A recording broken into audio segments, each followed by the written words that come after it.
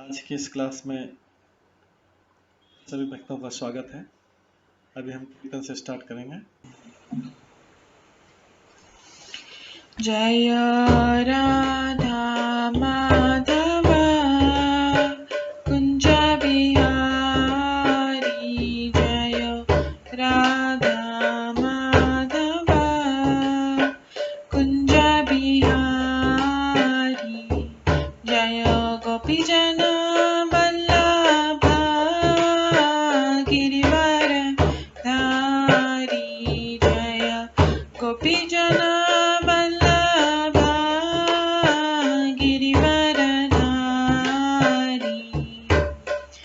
यशोदानन्दन व्रज जनरञ्जन, यशोदानन्दन व्रज जनरञ्जन, यमुनातीरवनचारि,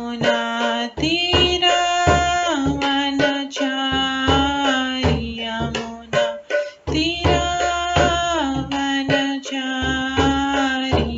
जय राधा माधव कुंज बिहारी, जय राधा माधव कुंज बिहारी।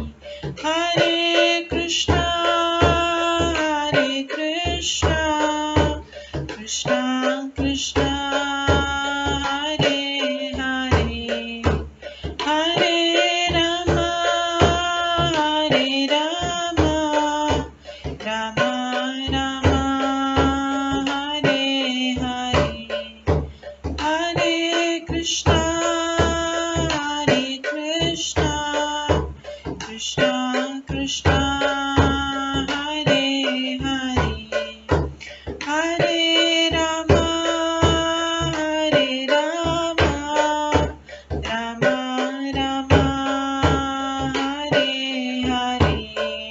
हरे, हरे कृष्णा कृष्णा कृष्णा हरे हरे, हरे राम राम राम हरे हरे, हरे कृष्णा कृष्णा कृष्णा हरे हरे, हरे राम राम राम हरे हरे, हरे कृष्णा कृष्णा कृष्णा हरे हरे, हरे राम राम राम हरे हरे, हरे कृष्णा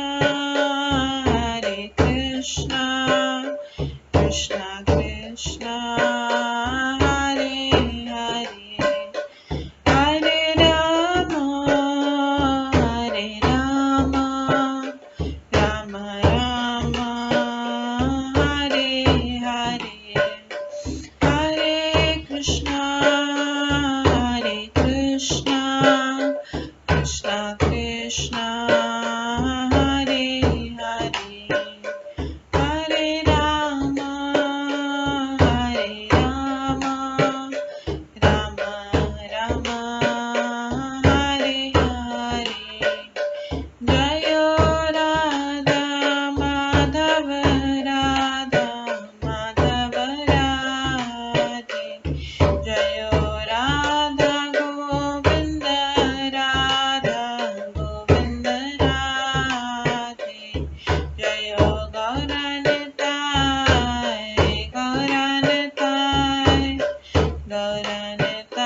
जय गौरनिताय, जय जय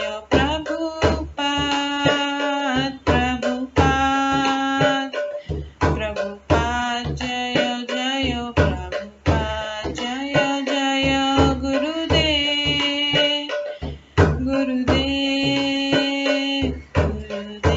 जय जय गुरुदेव, निताय गौर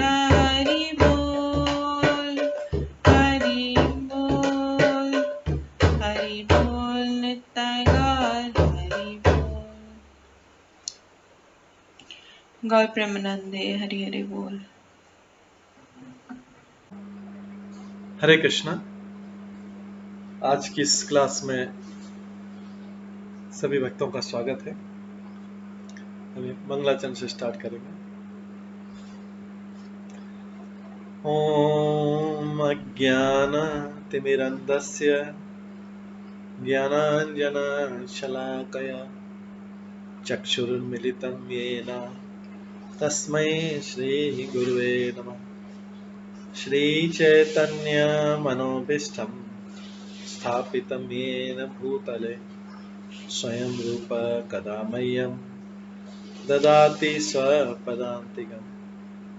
वन्देऽहं श्रीगुरो श्रीयुतपदकमलं श्रीगुरुं वैष्णवांश्च श्रीरूपं साग्रजातं सहगणा रघुनाथान्वितं तं सजीवं साद्वैतं सावधूतं परिजनसहितं कृष्णचैतन्यदेवं श्रीराधाकृष्णपादान् सहगणा ललिता श्रीविशाखान्वितांश्च नमो विष्णुपदाय कृष्णपृष्ठाय भूतले श्रीमते भक्तिवेदांत स्वामिन्निति नामिने। नमस्ते सरस्वती देवे गौरवाणी प्रचारिणे निर्विशेष शून्यवादी पाश्चात्य देशातारिणे। वाञ्छाकल्पतरुभ्यश्च कृपा सिन्धुभ्येव च पतितानां पावनेभ्यो वैष्णवेभ्यो नमो नमः। जय श्री कृष्ण चैतन्य प्रभु नित्यानंद श्री अद्वैत गदाधर शिवासादि गौर भक्तवृंद। हरे कृष्णा कृष्णा कृष्णा हरे हरे, हरे राम राम राम हरे हरे।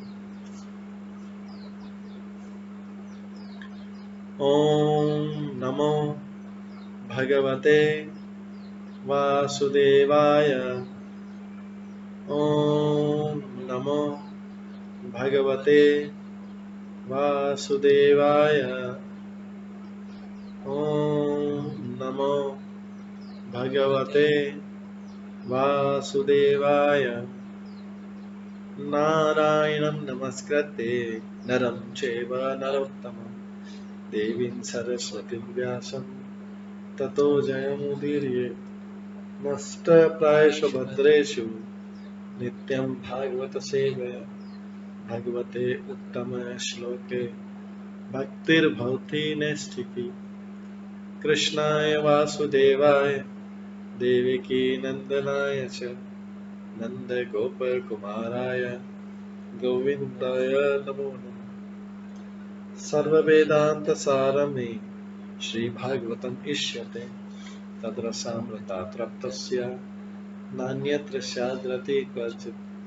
आराध्यो भगवान् ब्रजेश तनयस्तनधाम वृन्दावन रम्या काचिदुपासना व्रजवधूवर्गेण या कल्पिता। श्रीमद्भागवतं प्रमाणम् अमलं प्रेम कुमार्थमः श्रीचैतन्य महाप्रभुमतम् इदं तत्रादरो न परम्। मूकं करोति वाचालं पङ्गुलङ्घयते गिरिं यत्कृपातमहं वन्दे परमानन्दमाधवम्। हरे कृष्णा।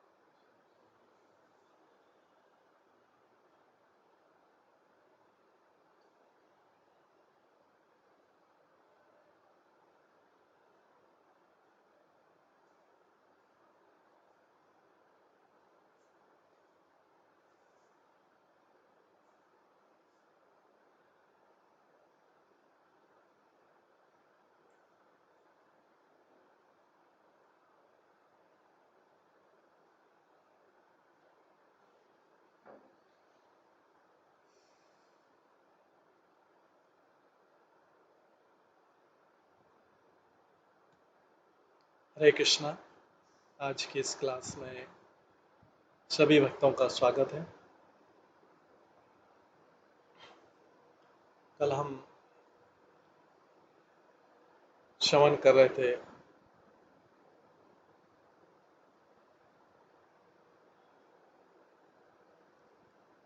श्रीमद् भागवतम के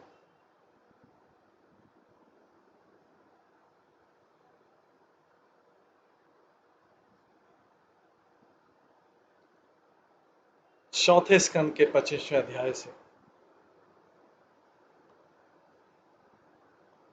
जिसमें राजा पुरंजन के गुणों का वर्णन था।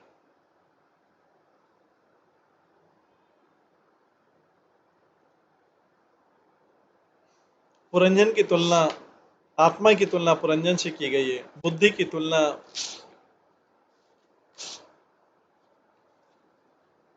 उस सुंदर स्त्री से की गई जिसकी भेंट पुरंजन से हुई थी।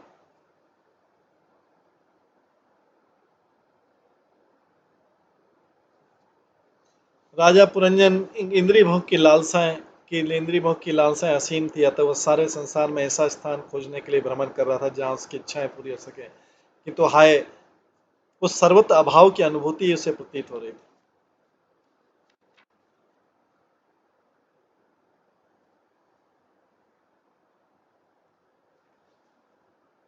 उस नगर के बाहर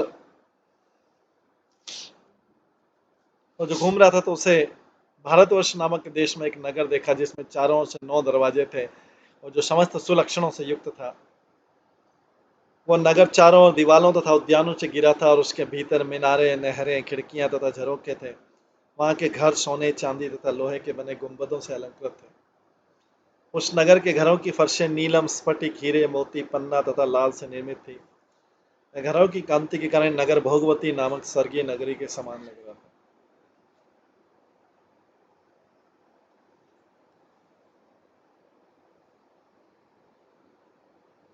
उस नगर में अनेक सभा भवन, चौराहे, सड़कें, खानपान गृह, द्रुत क्रीड़ा स्थल, बाजार, विश्रामालय, झंडियां, पताका तथा सुंदर उद्यान थे। वही नगर वो नगर इन सबसे घिरा था।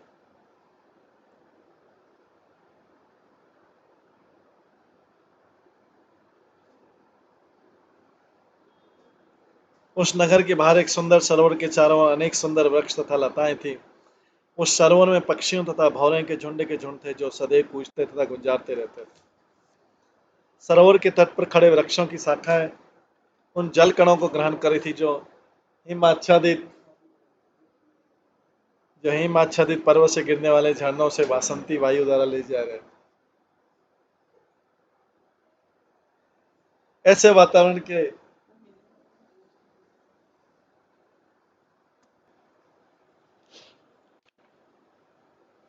उस नगर के बाहर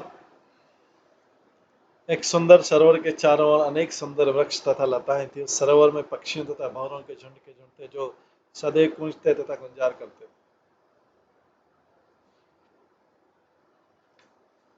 सरोवर के तट पर खड़े वृक्षों की शाखाएं उन जल कणों को ग्रहण कर रही थी जो हिमाच्छादित पर्वत से गिरने वाले झरनों से वासंती वायु द्वारा ले जा रहे। ऐसे वातावरण में वन के पशु भी मुनियों के समान ही अहिंसा के में ईर्ष्याहीन हो गए थे, अतः वे किसी पर आक्रमण नहीं करते थे। यही नहीं, सर्वत्र कोयले कूद रही थी। उस रास्ते से निकलने वाले किसी भी पथिक को मानो सुंदर उद्यान में विश्राम करने का निमंत्रण दिया जा रहा। उस अद्भुत उद्यान में विचरण करते हुए राजा पुरंजन ने अचानक एक सुंदर स्त्री को देखा जो अनायास ही चली आ रही थी। उसके साथ 10 नौकर थे और प्रत्येक नौकर के साथ सैकड़ों पत्नियां थी। वो स्त्री 5 फनों वाले एक सर्प द्वारा चारों ओर से रक्षित थी। वो अत्यंत सुंदरी तथा तरुणी थी और उपयुक्त पति खोजने के लिए अत्यधिक उत्सुक प्रतीत हो रही थी। ये कल तक सुना था। तो स्त्री जो बुद्धि की प्रतीक थी, पति की तलाश में थी। इससे पता लगता है कि बुद्धि चेतना के बिना कार्य नहीं कर सकती। सुंदर स्त्री जब तक उपयुक्त पति द्वारा रक्षित नहीं होती तब तक व्यर्थ है। बुद्धि को सदैव नवीन रहना चाहिए।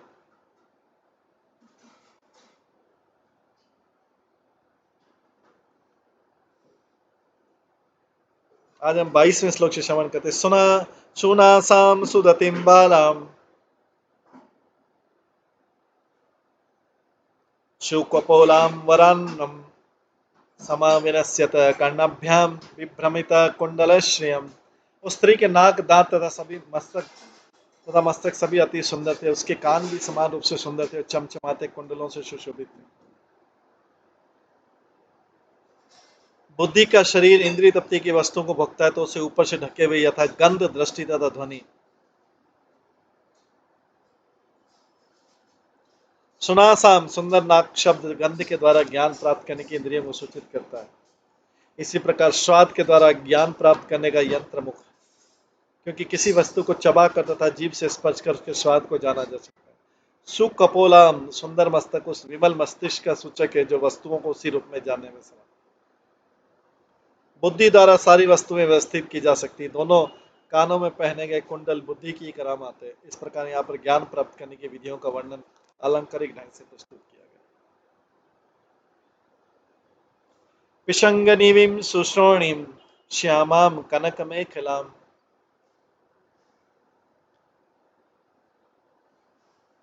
पदभ्यां कलम्भ्यभ्यां चलन्तीं नुपुरे देवताम्।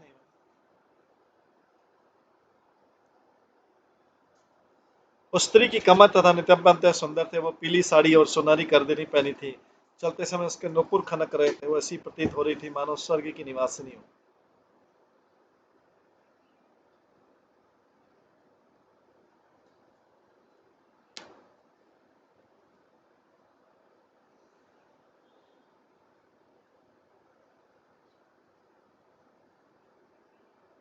स्नो व्यंजित केशोरो समवृत्तो निरंतरो वस्त्रांतेन निगुहितम विरिडिया कजगामिनी। स्त्री अपनी साड़ी के अंचल से अपने समवर्तुल में सटे हुए स्तनों को ढकने का प्रयास करी थी। वह हाथी के समान चलती हुई लज्जावश अपने स्तनों को बार बार ढकने का प्रयास कर रही थी।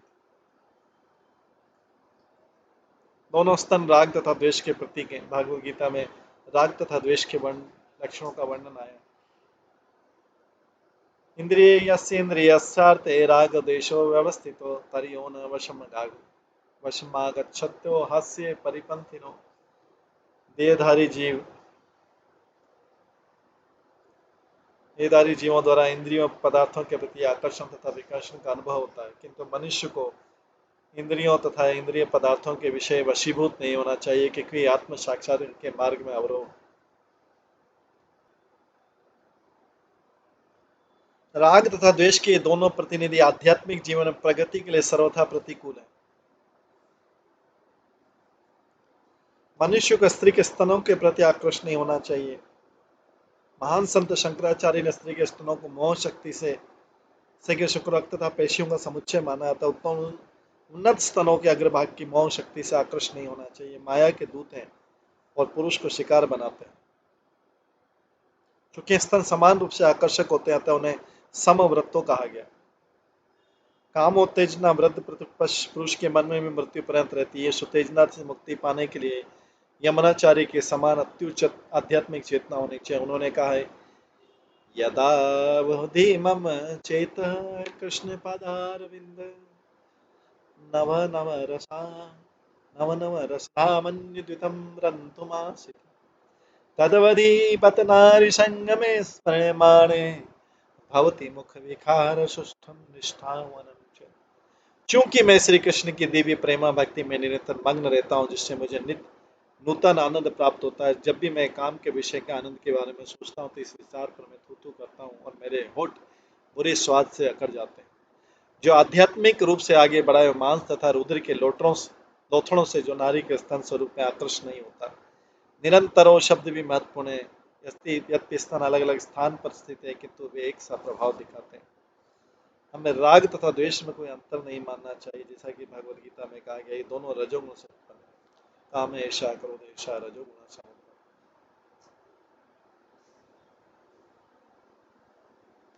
निगहनतम ढकने का प्रयत्न करते शब्द सूचित करता है कि भले कोई काम क्रोध लोभ आदि से रंजित क्यों न हो, किंतु कृष्ण भक्ति चेतना से वे सारे नष्ट हो जाते हैं। दूसरे शब्दों में काम विषय का उपयोग श्री कृष्ण की सेवा के लिए किया जा सकता है। काम से प्रेरित सामान्य कर्मी अहर्निश श्रम करता है, उसी प्रकार भक्त भी कृष्ण को प्रसन्न करने के लिए अहर्निश काम कर सकता है। जिस प्रकार कर्मी काम क्रोध की तुष्टि के लिए कठिन श्रम करते हैं, भक्तों को चाहिए कि कृष्ण को प्रसन्न करने के लिए उसी प्रकार कार्य करें। उसी प्रकार क्रोध का उपयोग भी कृष्ण की सेवा में किया जा सकता है। इसका उपयोग अभक्त असुरों पर किया जा सकता है। हनुमान जी ने अपना क्रोध का वैसा उपयोग किया। वे भगवान रामचंद्र के महान भक्त। उन्होंने अभक्त असुर रावण के राज्य में अग्नि जलाकर अपने क्रोध का सदुपयोग किया। इस प्रकार काम का उपयोग श्री कृष्ण को प्रसन्न करने और क्रोध का उपयोग असुरों को दंड करने के लिए किया जा सकता है। जब इन दोनों का उपयोग श्री कृष्ण की सेवा में किया जाता है तो इनकी भौतिक महत्ता जाती रहती है और इन्हें आध्यात्मिक महत्व प्राप्त हो जाता है।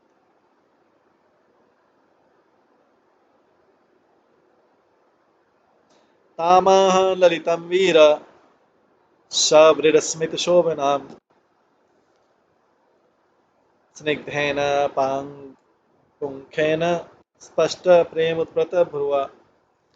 वीर पुरंजन उस सुंदर रमणी की भौं तथा मुख की मुस्कान से अत्यधिक आकृष्ट हुआ और उसके काम वासना रूपी तीरों से तुरंत बिंद गया। अब वह लजाती हुई हंसी तो पुरंजन को भी और सुंदर लगने लगी। अतः वीर होते हुए भी उसको संबोधित करने से अपने आप को न रोक सका। तात्पर्य प्रत्येक जीव दो तरह से वीर होता है। एक तो जब वो माया का शिकार होता है तो भौतिक जगत में महान वीर की तरह महान नेता, राजनीतिज्ञ, व्यापारी, उद्योगपति इत्यादि की तरह कार्य करता है। उसके वीरतापूर्ण कार्यों से सभ्यता की प्रगति होती। वह इंद्रियों के स्वामी गोस्वामी के रूप में भी वीर बन सकता है।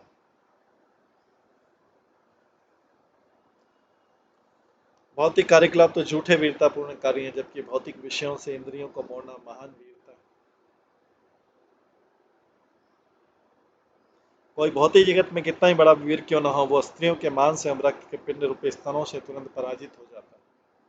इस संसार में भौतिक कार्यों के इतिहास में वैसे अनेक उदाहरण हैं। जैसे रोम का वीर अंटोनी जो क्लियोपात्रा की सुंदरता पर मोहित हो गया। इस प्रकार महाराष्ट्र को राजनीति में भारी वीर भारतीय वीर बाजीराव एक स्त्री का शिकार होकर पराजित हो गया।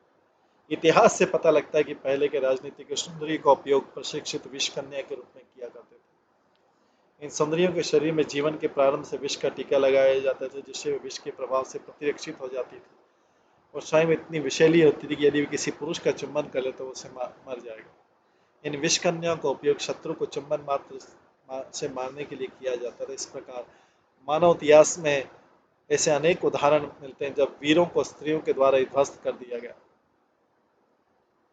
श्री कृष्ण का अंश होने से जीव निश्चय ही महान वीर होता है, किंतु अपनी इसी एक दुर्बलता के कारण भौतिक शरीर के प्रति आकृष्ट होता है। कृष्ण बहिर्मुख हो भोग वांछा करे, निकटस्थ माया तारे झपटी आधारे। कृष्ण बहिर्मुख हया भोग वांछा करे। कृष्ण बहिर्मुख हुआ भोग वांछा करे, निकटस्थ माया तारे झपटी आधारे।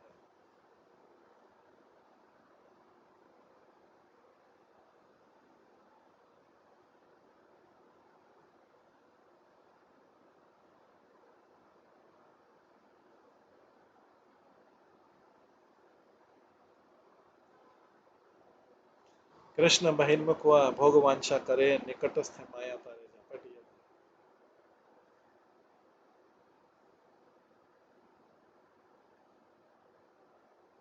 प्रेम विवर्त में कहा गया है कि जब जीवात्मा प्रकृति को भोगना चाहता है तो माया उस पर तुरंत झपट्टा मारती है।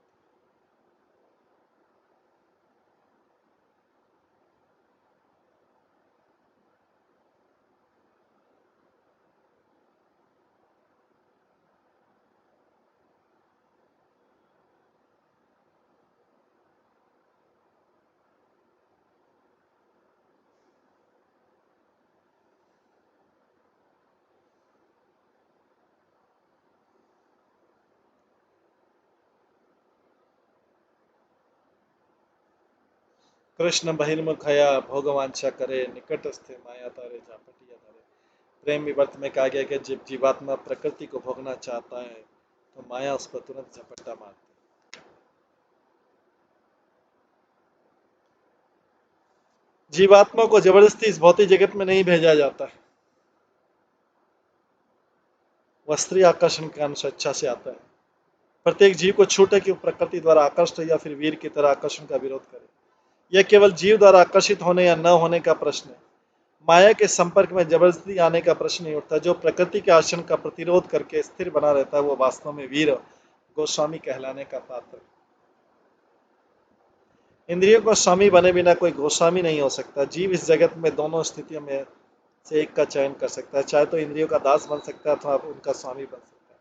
इंद्रियों का दास बनकर मनुष्य महान भौतिक वीर बन सकता है और इंद्रिय को स्वामी बनकर आध्यात्मिक वीर अथवा गोस्वामी बन सकता है।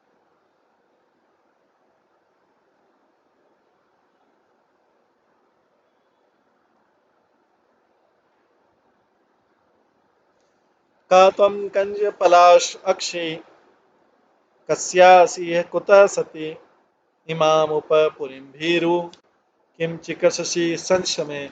हे कमल नयनी, वो उससे पूछता है, कमल नयनी कृपा करके मुझे बताओ तुम कहाँ से आ रही हो, तुम कौन और तुम किसकी पुत्री हो। तुम अत्यंत साध्वी लगती है, यहाँ आने का तुम्हारा प्रयोजन क्या है, तुम क्या करना चाह रही हो, कृपया इस सारी बात मुझसे कहो। तात्पर्य वेदांत सूत्र की प्रथम शुक्ति अथा तो ब्रह्म जिज्ञासा। मनुष्य मनुष्य देह पाकर अपने आप से तथा अपनी बुद्धि से अनेक प्रश्न करने चाहिए। मनुष्य से निम्न जीवों में उनकी बुद्धि जीवन की मूल आवश्यकताओं खाने पीने संभोग तथा स्वयं की रक्षा करने से ऊपर नहीं उठ पाती। कुत्ते बिल्लियां तथा बाघ भी कुछ न कुछ खाने के लिए, कहीं न कहीं सोने के लिए, अपनी रक्षा के लिए तथा सफलतापूर्वक संभोग करने के लिए प्रयत्नशील होते हैं। किंतु मनुष्य शरीर पाकर उसे इतना बुद्धिमान तो होना ही चाहिए कि स्वयं से पूछे कि मैं कौन। मैं इस संसार में क्यों आया हूँ, मेरा क्या कर्तव्य, परम नियंता कौन है, जड़ तथा जंगम में क्या अंतर है, इत्यादि ऐसे अनेक प्रश्न जो बुद्धिमान है उसे तो प्रत्येक वस्तु के आदि स्रोत के विषय में जिज्ञासा करना चाहिए। अथा तो ब्रह्म जिज्ञासा। हर जीव में कुछ न कुछ बुद्धि होती है, किंतु मनुष्य का रूप मिलने पर जीव को अपने आध्यात्मिक स्वरूप के विषय में जिज्ञासा करनी चाहिए। यही वास्तविक मानवीय बुद्धि। कहा है कि जो केवल अपने शरीर के विषय में जागरूक होता है वो पशु के तुल्य है। भले मानव ध्येयधारी है। भगवद गीता में श्री कृष्ण कहते हैं सर्वशुचाहम हृदि सन्निविष्टो मत्तः स्मृति ज्ञानमपोहनम च। मैं सबके हृदय में स्थित हूँ और मुझी से स्मृति ज्ञान तथा विस्मृति उत्पन्न होता है। पशु रूप में जीव ईश्वर से अपने संबंध को बिल्कुल भूला रहता है, वो अपोहनम या विस्मृति है, किंतु मनुष्य रूप में चेतना अधिक विकसित रहती है, अतः मनुष्य को ईश्वर के साथ अपना संबंध समझने का अवसर मिलता है। मनुष्य देह धारण करके उसे अपनी बुद्धि का उपयोग ऐसे ही प्रश्नों के पूछने में करना चाहिए जिस प्रकार की पुनंजन जीव अज्ञात तरुण से पूछता है कि वह कहाँ से आई है, उसका क्या काम है।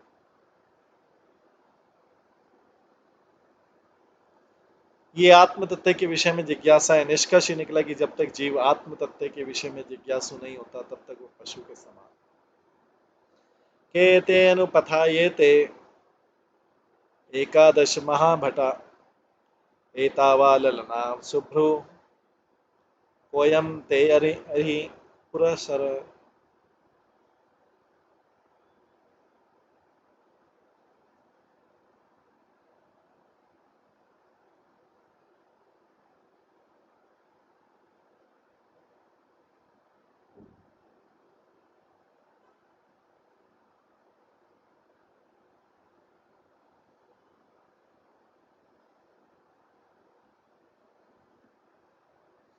केतेनुपथायेते एकादश महाभटा एतावाललना शुभ्रो कयम ते अहि पुरसर।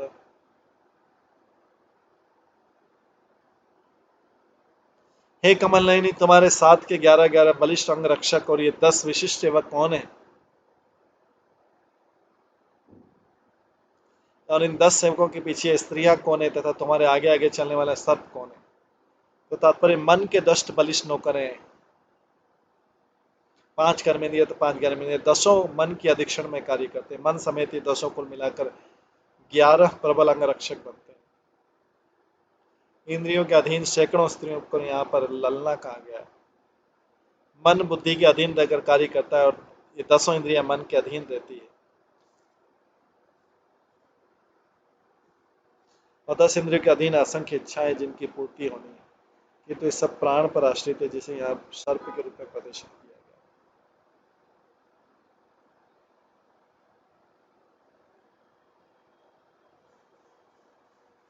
जब तक प्राण रहता है तभी तक मन कार्य करता है। जब तक प्राण रहता है तभी तक मन कार्य करता है और मन के अधीन सारी इंद्रियां काम करती हैं। और इंद्रियों से अनेक भौतिक इच्छाएं उत्पन्न होती है। वास्तव में पुरंजन नामक जीव इतने सारे तामझाम से अत्यधिक उलझन में रहता था। ये सारा तामझाम अनेक प्रकार की चिंताओं को जन्म देता है। किंतु जो व्यक्ति श्री भगवान की शरण में चला जाता है और सारा कार्य उन्हीं पर छोड़ देता है, वो ऐसी सारी चिंताओं से मुक्त हो जाता है। अतः प्रहलाद महाराज क्षणिक भौतिक जीवन को स्वीकार करने वाले व्यक्ति को भगवान की शरण ग्रहण करने और सारी चिंताओं से मुक्त होने के लिए तथाकथित जिम्मेदारियों को छोड़ देने का उपदेश दिया।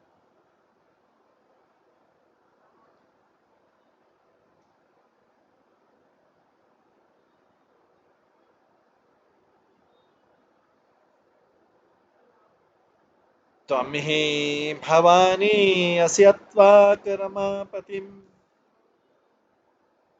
विचिन्वति किं मुनिवत्र वने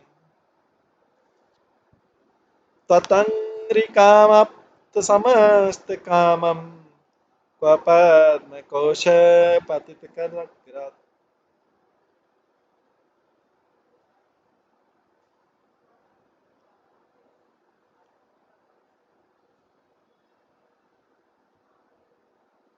हे सुंदर बाला, तुम साक्षात लक्ष्मी या भगवान शिव की पत्नी भवानी अथवा ब्रह्मा की पत्नी अर्थात विद्या की देवी सरस्वती के समान हो। यद्यपि तुम अवश्य इनमें से एक हो, किंतु मैं तुम्हें इस वन में अकेले विचरण करते देख रहा हूँ। निसंदेह तुम मुनियों की भांति मौन हो। ऐसा तो नहीं कि तुम अपने पति की खोज रही हो, चाहे तुम्हारा पति जो कोई भी हो, किंतु जिस तन्मयता से तुम उसे खोज रही हो, यह देखकर उसे सारे ऐश्वर्य प्राप्त हो जाएंगे। मैं सोचता हूँ कि तुम लक्ष्मी हो, किंतु तुम्हारे हाथ में कमल पुष्प नहीं है, तो मैं पूछ रहा हूँ तुमने इसे कहाँ फेंक दिया।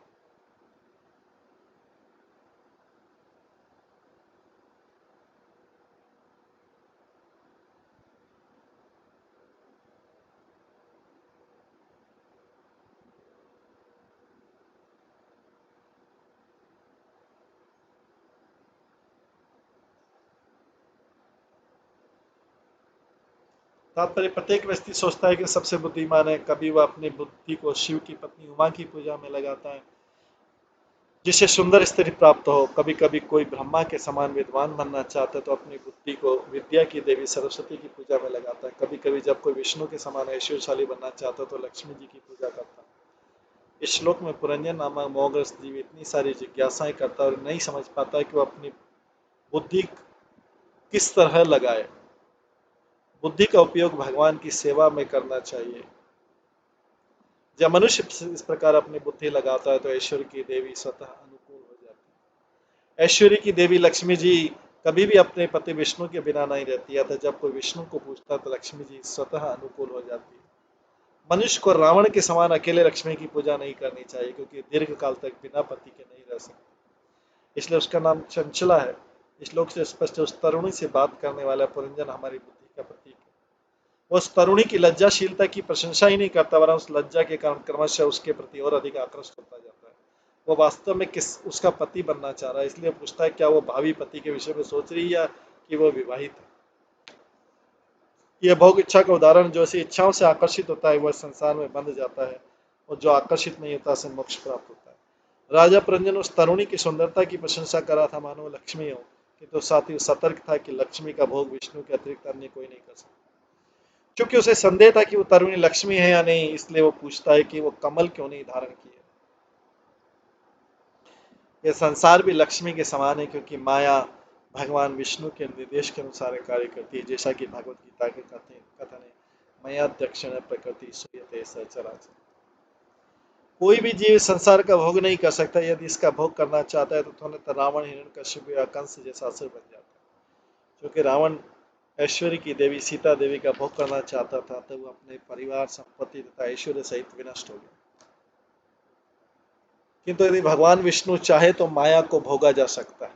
अपनी इंद्रियों तथा इच्छाओं की तुष्टि का अर्थ है लक्ष्मी का नहीं, अभी तो माया का भोग।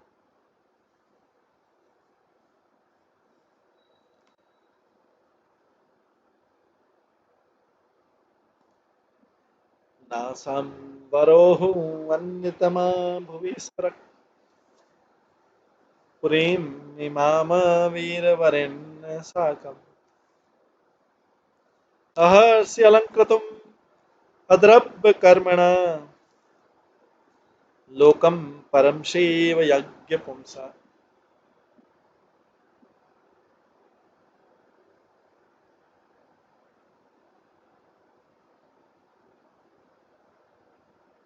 हे परम सौभाग्यशालिनी, ऐसा लगता है कि मैंने जिन स्त्रियों के नाम गिनाए उनमें से तुम कोई नहीं हो, क्योंकि मैं देख रहा हूं कि तुम्हारे पांव पृथ्वी का स्पर्श कर रहे हैं। किंतु यदि तुम इस लोक की कोई सुंदरी हो, तो जिस प्रकार लक्ष्मी जी विष्णु के साथ वैकुंठ लोक की श्री वृद्धि करते हैं, उसी प्रकार तुम भी मेरे साथ संगति कर इस नगरी की सुंदरता को बढ़ा। तुम्हें ज्ञात हो कि मैं महान वीर हूं, इस लोक का अत्यंत पराक्रमी राजा हूं। आसुरी तथा भक्तिमय अभिरुचि में अंतर है। भक्ति अच्छी तरह जानते हैं कि लक्ष्मी जी जो विष्णु या नारायण की चिरसंगिनी किसी जीव द्वारा भोग्या नहीं है। यह उच्च भावना कृष्ण चेतना कहलाती है। तो भी प्रत्येक व्यक्ति नारायण की समृद्धि का अनुकरण करते हुए सुखी रहना चाहता है। इस श्लोक में पुरंजन उस तरुणी को एक सामान्य स्त्री के रूप में मानता है, किंतु उससे आकर्षित होने के कारण उससे अनुरोध करता है कि वह उसकी संगिनी बनकर लक्ष्मी सदृश सुखी बन जाए।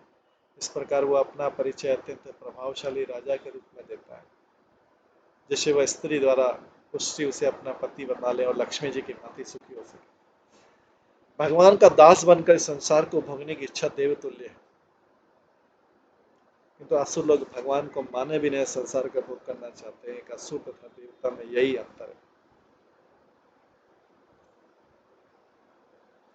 इस श्लोक में भूमि स्पर्श शब्द महत्वपूर्ण है। जब कभी देवता पृथ्वी पर उतरते हैं तो वो भूमि का स्पर्श नहीं करते।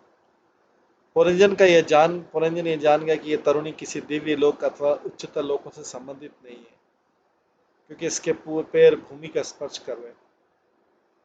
चूंकि इस संसार की प्रत्येक युवती चाहती कि उसका पति प्रभावशाली, धनी और बलवान हो, अतः पुरंजन अपने को ऐसा व्यक्ति बताकर उसे बहकाना चाहता था। इस भौतिक जगत में चाहे वो नर हो या नारी, प्रत्येक व्यक्ति भोग करना चाहता है। नर सुंदर नारी का भोग करना चाहता है, और स्त्री शक्तिशाली ऐश्वर्यवान पुरुष का भोग करना चाहता है। इस प्रकार की भौतिक इच्छाओं से युक्त प्रत्येक जीव पुरुष या भोक्ता कहलाता है। ऊपरी तौर से ऐसा प्रतीत हो कि स्त्री भोग्य है, पुरुष भोक्ता है, तो भीतर से प्रत्येक जीव भोक्ता है। इसलिए इस जगत की प्रत्येक वस्तु पाया है।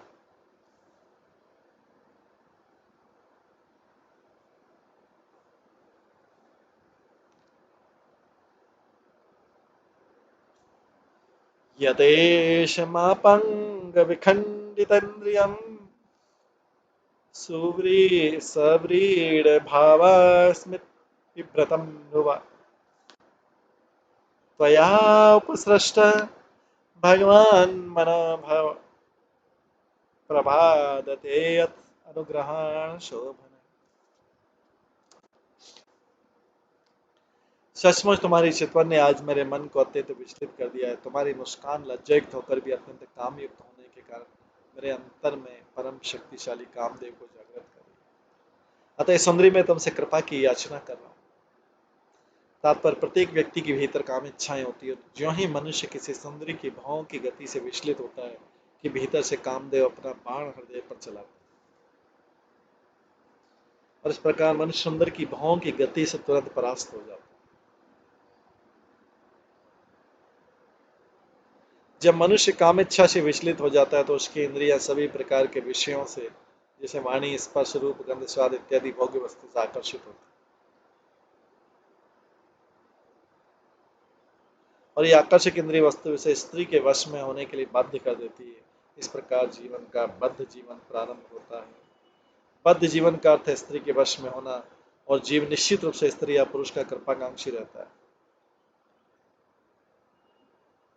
इस प्रकार जीव एक दूसरे के बंधन में रहते हैं और इस तरह माया द्वारा मोहित होकर बद्ध जीवन बिताते रहते हैं।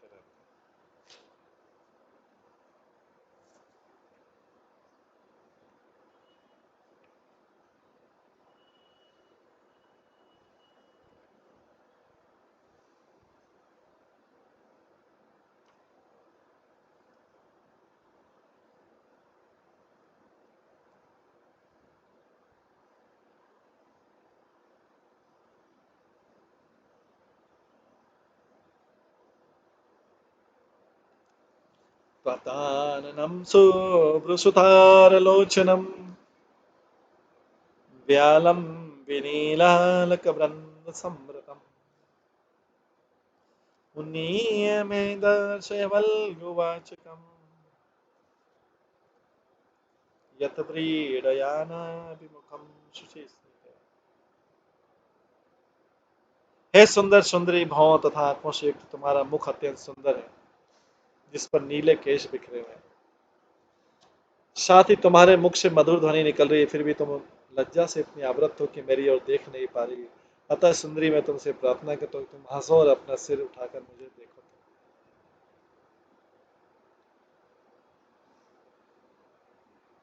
जब कोई व्यक्ति किसी स्त्री से आकृष्ट होता है तो ऐसा ही करता है। प्रकृति द्वारा इस प्रकार बंध जाना मोह कहलाता है। जब कोई माया की सुंदरता से इस प्रकार मोहित होता है तो उसे भोगने के लिए अति आतुर उठता है।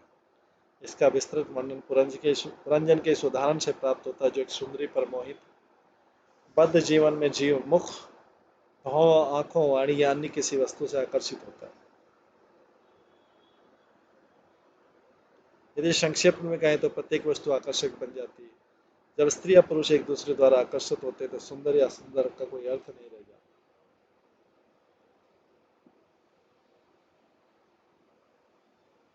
प्रेमी को प्रेमिका के मुख पर हर चीज का अत्यंत सुंदर दिखती है और इस तरह से वो मोहित हो जाता है।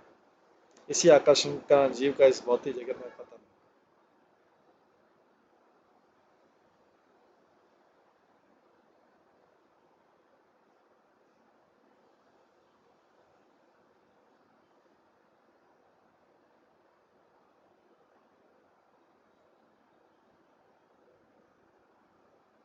भागवत गीता में इसका वर्णन मिलता है। इच्छा द्वेष समुत्थेन द्वंद्व मोहेन भारत सर्वभूतानि सम्मोहन सर्गे यान्ति परम तप।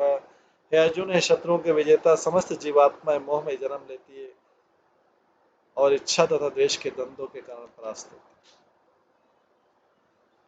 है। इच्छा द्वेष समुत्थेन द्वंद्व मोहेन भारत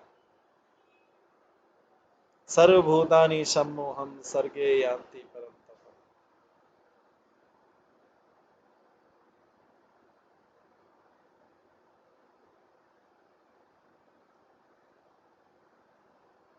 हे अर्जुन, शत्रु की विजेता, समस्त जीवात्माएं मोह में जन्म लेती और इच्छा तथा द्वेष के द्वंद्वों के कारण परास्त होती है।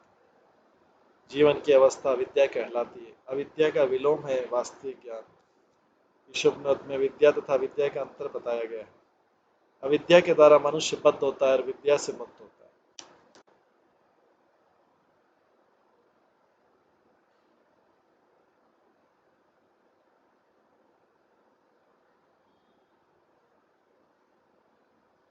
अविद्या के द्वारा मनुष्य बद्ध होता है और विद्या से मुक्त होता है।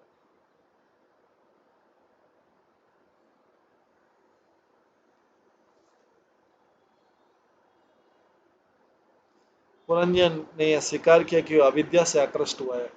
अब वह अविद्या का पूर्ण स्वरूप देखना चाहता है तो सुंदरी से प्रार्थना करता है कि वह अपना सिर उठाए, जिससे वो प्रत्यक्ष उसे देख सके। इस तरह वह उन विभिन्न अंगों को देखने का इच्छुक है जिससे अविद्या आकर्षक बनती है।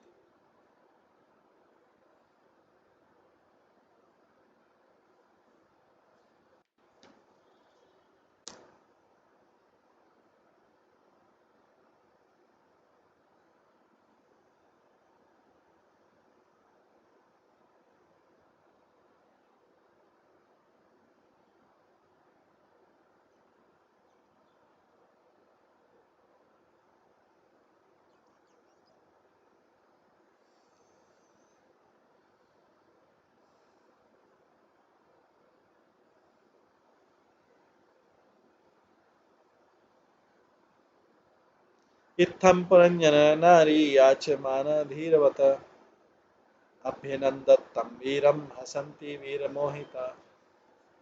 नारद ने आगे कहा, राजन, जब राजा उस सुंदरी का स्पर्श करने तथा उसका भोग करने के लिए अत्यधिक मोहित एवं अधीर हो उठा तो वह बाला भी उसके शब्दों से आकृष्ट हुआ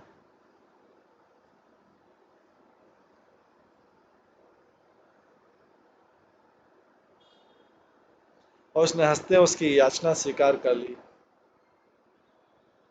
उस समय तक वह राजा के प्रति निश्चय आकृष्ट हो चुकी थी। तात्पर्य, इस घटना से हम समझ सकते हैं कि जब मनुष्य आक्रांत हो जाता है और स्त्री से प्रणय याचना करने लगता है तो स्त्री भी पुरुष के लिए प्रति आकृष्ट हो जाती है। भागवत में इस क्रिया को पुंसा स्त्रिया मिथुनी भाव में कहा गया। यह आकर्षण विषय जीवन के स्तर पर उत्पन्न होता है। इस प्रकार काम उत्तेजना भौतिक बंधन का आगम स्थल।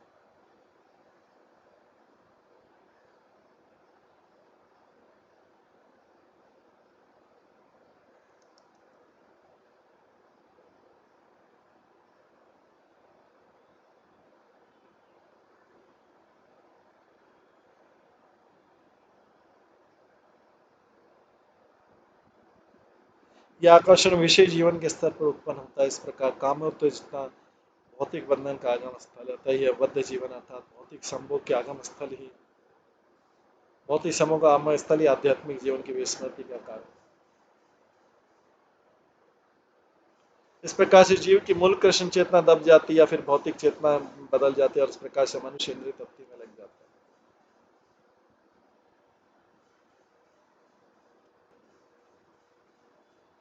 न विदाम वयम सम्यक कर्तारम पुरुष ऋषभ आत्मनः च परस्यापि गोत्रम नाम च यत् कृतम।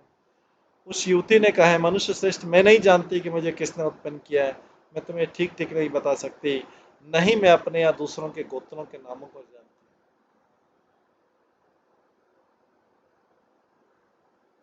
तात्पर्य जीव अपनी उत्पत्ति को नहीं जानता। वह यह नहीं जानता कि इस जगत की रचना क्यों हुई है, दूसरे लोग इस जगत में क्यों काम कर रहे हैं और इस जगत का चरम स्रोत क्या है।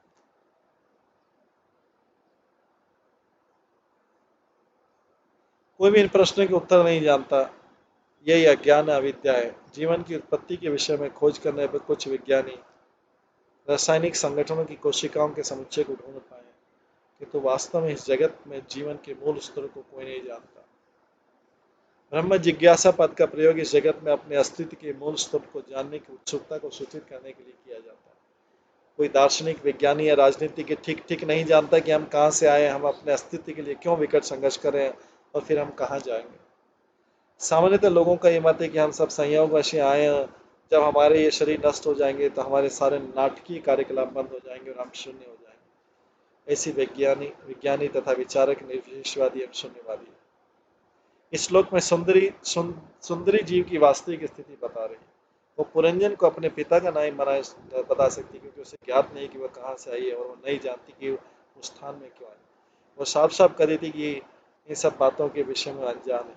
इस भौतिक जगत में जीव की यही स्थिति है। कहने को तो अनेक विज्ञानी, दार्शनिक तथा बड़े बड़े नेता हैं, किंतु वे नहीं जानते वे कहाँ से आए हैं और ये नहीं जानते कि तथाकथित सुख पाने के लिए इस जगत में व्यस्त क्यों।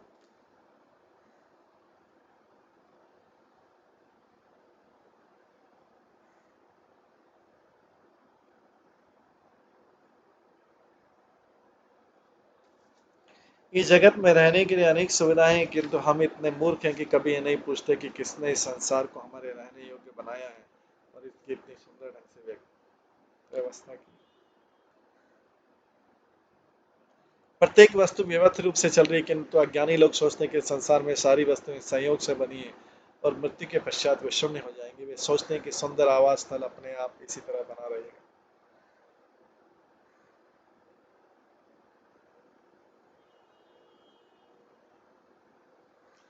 याद्य संतम आत्मानं विदाम न ततः परम येन इयं निर्मिता वीर पुरी शरणम आत्मनः। हे वीर, हम इतना ही जानते हैं कि हम इस स्थान में हैं। हम ये नहीं जानते कि आगे क्या होगा। दरअसल हम इतने मूर्ख हैं कि यह भी नहीं जानने का प्रयत्न करते कि हमारे रहने के लिए किसने इतना सुंदर स्थान बनाया।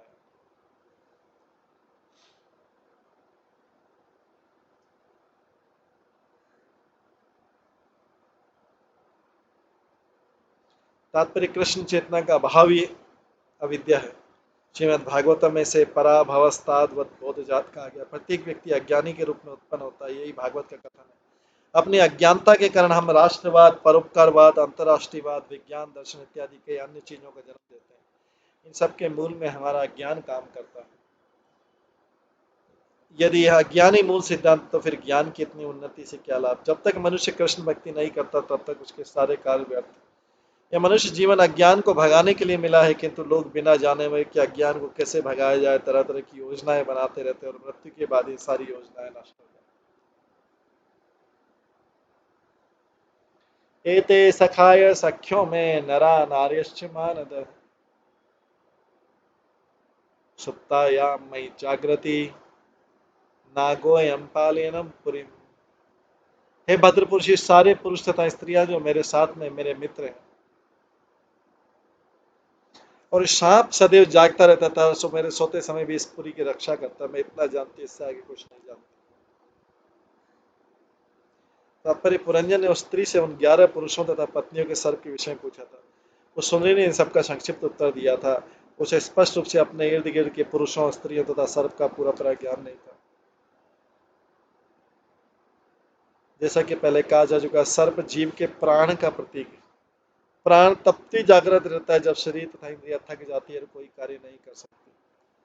यहाँ तक कि अचेत अवस्था में भी जब हम सोते रहते हैं तो ये प्राण रूपी सर्प जीव का तो जागृत रहता है। फलतः हमें सोते समय स्वप्न देखते हैं। जब जीव इस भौतिक शरीर को त्यागता है तो भी प्राण अक्षत रहता है और दूसरे भौतिक शरीर में ले जाया जाता है। इसे देहांतर कहते हैं और इस प्रक्रिया को हम मृत्यु कहते हैं।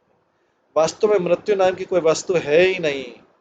प्राण सदैव आत्मा के संग रहता है, और जब आत्मा अपने तथाकथित निद्रा से उठता है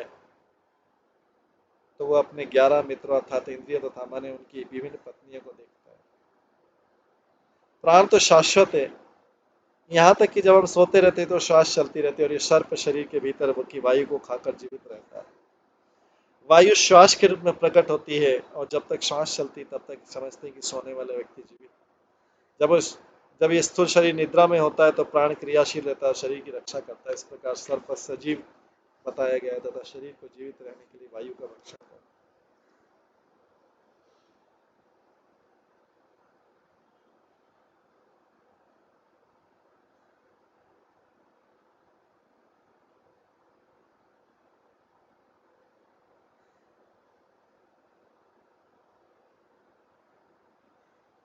दृष्ट्यागते असि भद्रम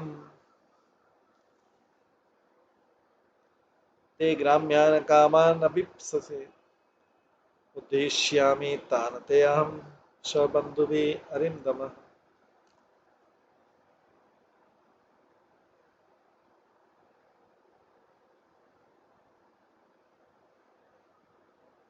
हे शत्रु संहारक, तुम किसी न किसी तरह यहाँ पर आए, यह मेरे लिए अत्यंत सौभाग्य की बात है।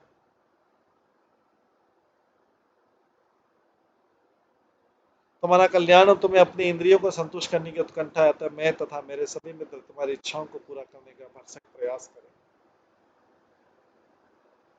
तात्पर्य, जीव इस जगत में इंद्रिय तृप्ति के लिए आता है और उसकी बुद्धि जो स्त्री स्वरूप है इससे सही मार्ग बताती, जिससे वो अपनी इच्छाओं को जी भरकर पूरा कर सके। किंतु वास्तव में बुद्धि तो परमात्मा अर्थात पूर्ण पुरुषोत्तम भगवान से प्राप्त होती है, जो इस भौतिक जगत में आए प्रत्येक जीव को सारी सुविधाएं प्रदान करते हैं।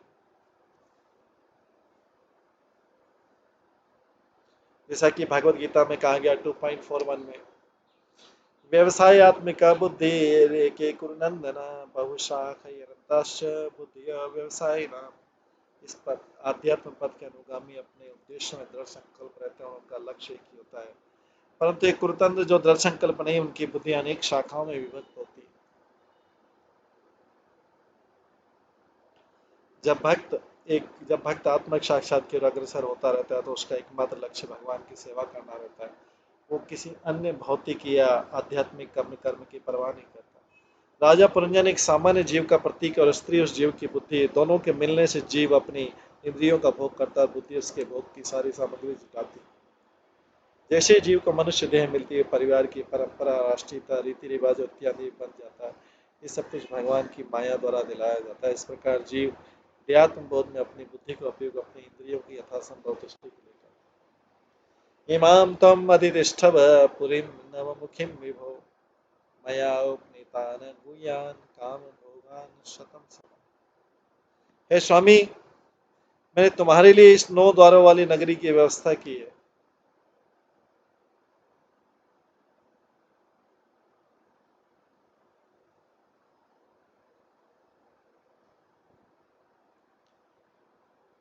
हे स्वामी, मैंने तुम्हारे लिए इस 9 द्वारों वाली नगरी की व्यवस्था की है, जिससे सभी प्रकार से तुम्हारी इंद्रियां तुष्ट हो सके।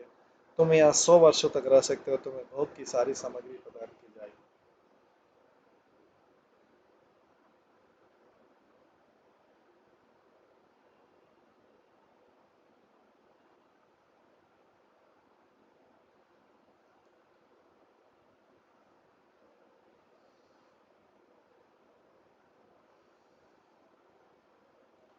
धर्मार्थ काम मोक्षणाम द्वारा संप्राप्ति है। तो वह धर्म अर्थ काम तथा मोक्ष के क्षेत्र में सभी प्रकार की सफलता का कारण स्त्री है। जब पुरुष पत्नी ग्रहण करता है तो ये माना जाता है कि उसे मोक्ष की दिशा में प्रगति में सहायता मिलेगी। जीवन के प्रारंभ में मनुष्य को ब्रह्मचारी के रूप में शिक्षित किया जाता है, फिर उपयुक्त लड़की के साथ विवाह करके गृहस्थ जीवन बिताने दिया जाता है। यदि गृहस्थाश्रम की ठीक से शिक्षा मिले तो मनुष्य को मानव जीवन की समस्त सुविधाएं, भोजन, नींद, संभोग तथा सुरक्षा प्राप्त हो जाती है। यदि विधि विधान के अनुसार सब कुछ किया जाए तो प्रत्येक सुविधा उपलब्ध है। कम नु तत्अन्यम रमे ही अरति यज्ञम अकोविदम असंपराय विमुखम अश्वस्तन विदम पशु। भला मैं अन्यों के साथ कैसे रमण करने की अपेक्षा कर सकती हूँ, क्योंकि न तो उन्हें रति का ज्ञान है, नहीं वे जीवित अवस्था में अथवा मरने के बाद इस जीवन का भोग करना चाहते हैं। ऐसे मूर्ख व्यक्ति पशु तुल्य है, क्योंकि वे इंद्रिय भोग की क्रिया को नए जीवन में नई मृत्यु के उपरांत जानते हैं। तात्पर्य, चूंकि जीव की 84 लाख योनियां आता, जीवन की परिस्थितियां भी अनेक है। जीव की निम्न कोटियों में संभोग की कोई व्यवस्था नहीं रहती, किंतु उच्चतर कोटियों में यथा पक्षी तथा मधुमक्खियों में संभोग होता है। फिर भी कीड़े मकोड़े और पशु विषय जीवन को भोगना नहीं चाहते। फिर भी कीड़े मकोड़े और पशु विषय जीवन को नहीं भोगना चाहते।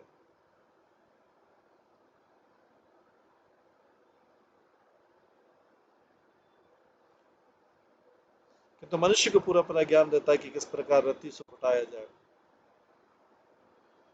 दरअसल ऐसे अनेक तथाकथित ज्ञानी हैं जो विषय जीवन भोगने का निर्देश देते हैं। यहाँ तक कि काम शास्त्र नामक एक विज्ञान भी, जो काम का विज्ञान है, मनुष्य जीवन में ब्रह्मचर्य, गृहस्थ, वानप्रस्थ तथा संन्यास जैसे आश्रम भी, इनमें से केवल गृहस्थ आश्रम में ही विषय जीवन पाया जाता है। ब्रह्मचारी को संभोग की अनुमति नहीं है। वानप्रस्थ स्वेच्छा से संभोग से विरक्त रहता है और सन्यासी तो पूर्णतः विरक्त रहता है। कर्मी लोग ग्रह वानप्रस्थ कर्मी लोग वानप्रस्थ जीवन, ब्रह्मचर्य, वानप्रस्थ अथवा संन्यास जीवन नहीं बिताते, क्योंकि उन्हें गृहस्थ जीवन अत्यंत प्रिय है। दूसरे शब्दों में मनुष्य भौतिकता के प्रति अत्यधिक उन्मुख रहता है। वे गृहस्थ जीवन इसलिए पसंद करते हैं क्योंकि इसमें संभोग की छूट। वे सोचते हैं कि अन्य आश्रम पशु जीवन से भी है, क्योंकि पशुओं में भी तो मैथुन या संभोग तो होता ही, जबकि ब्रह्मचारी, वानप्रस्थ तथा सन्यासी संभोग से पूर्णतः विरक्त होते हैं। फलतः कर्मी लोग आध्यात्मिक जीवन के इन आश्रमों को घृणा की दृष्टि से देखते हैं। धर्म ही अत्र अर्थकामो च प्रजानंदमृतम यशः लोकाभिशोका विरजायाना न केवलिन विदु। सुंदरी ने आगे कहा, सुंदरी ने कहा जो परिंदों से भेंट हुई थी, इस संसार में गृहस्थ जीवन में ही धर्म, अर्थ, काम तथा पुत्र पौत्र इत्यादि संतति उत्पन्न करने का सारा सुख। इसके पश्चात तो मोक्ष तथा भौतिक यश भी प्राप्त किया जा सकता है। गृहस्थ यज्ञ के फल का रस ग्रहण कर सकता है, जिससे उसे श्रेष्ठ लोकों की प्राप्ति होती है। योगियों के लिए भौतिक सुख अज्ञात जैसा है, वैसे सुख की कल्पना भी नहीं कर सकते। तात्पर्य, वैदिक आदेशों के अनुसार मानवीय कर्मों के दो मार्ग, एक प्रवृत्ति मार्ग और निवृत्ति मार्ग। इन दोनों मार्गों का मूल सिद्धांत धार्मिक जीवन है। पशु जीवन में केवल प्रवृत्ति मार्ग होता है। प्रवृत्ति मार्ग का अर्थ है इंद्रिय सुख भोगना और निवृत्ति मार्ग का अर्थ है आध्यात्मिक प्रगति। पशुओं तथा असुरों के जीवन में निवृत्ति मार्ग की कोई अवधारणा नहीं पाई जाती, और न ही प्रवृत्ति मार्ग की सचमुच कोई धारणा होती। प्रवृत्ति मार्ग बताता है कि इंद्रिय तृप्ति की प्रवृत्ति का पाया जाना बुरा नहीं, किंतु उसे वैदिक आदेश के अनुसार करना चाहिए। उदाहरण, प्रत्येक जीवन में विषय जीवन की प्रवृत्ति होती है, किंतु आसुरी सभ्यता में विषय सुख अप्रतिबंधित रूप से भोगा जाता है।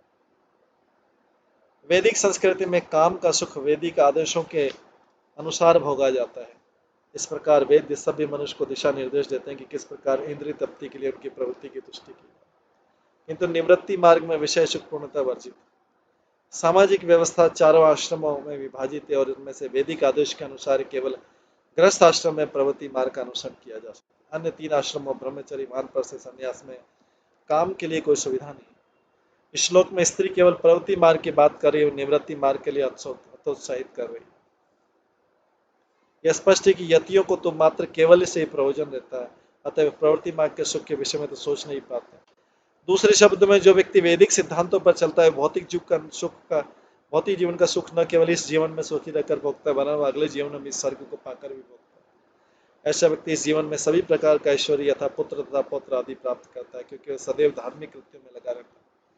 भौतिक कष्ट है जन्म, बुढ़ापा, रोग तथा मृत्यु, किंतु प्रवृत्ति मार्ग में रुचि रखने वाले लोग जन्म, बुढ़ापा, रोग तथा मृत्यु के समय नाना प्रकार के धार्मिक कर्तव्य करते हैं।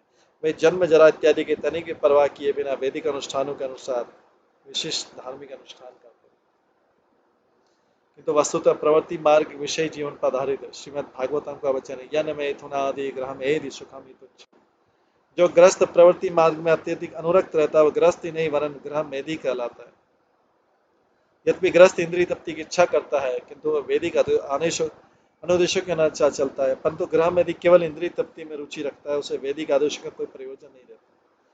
ग्रह मेधी विषय जीवन का समर्थक होता है तो अपने लड़के बच्चों को भी उस विषय में प्रवृत्त होने का देता है और अंत में सभी प्रकार की यश से बचता। गृहस्थी जीवन में तो विषय जीवन बिताता है, अगले जीवन में वैसा ही करता है, किंतु ग्रह मेधी को पता नहीं रहता कि अगला जीवन क्या है, क्योंकि वह इसी जीवन में विषय सुख भोगने में लगा रहता है। कुल मिलाकर ये कहा जा सकता है कि जो काम के प्रति अत्यधिक उन्मुख रहता है वो दिव्य आध्यात्मिक जीवन की परवाह नहीं करता। इस कलयुग में तो विशेषतः लोग आध्यात्मिक उन्नति की परवाह नहीं करते। यदि कभी कभी और ईश्वर उन्मुख होता है तो देखा जाता है कि अनेक धूर्तों के बहकावे में आकर वो आध्यात्मिक जीवन की नकली पद्धति को अपना लेते हैं।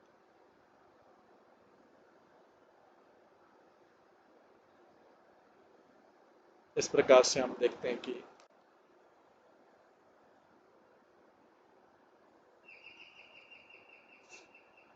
राजा पुरंजन के गुणों का वर्णन यहाँ पर हो रहा है।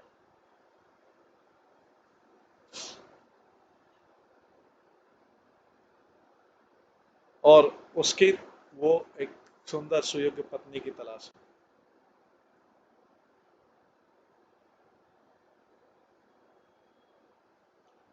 आज इसको हम यहीं पे विराम देते हैं। इसके आगे का वर्णन जो है हम कल की क्लास में श्रवण करेंगे।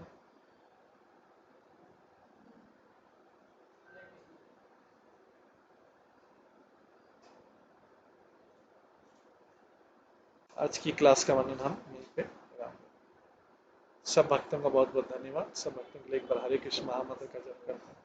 हरे कृष्णा कृष्णा कृष्णा हरे हरे, हरे राम राम राम राम। श्री भागवतम महापुराण की जय, श्रील प्रभुपाद की जय, सभी भक्तगणों की जय। हरे कृष्ण।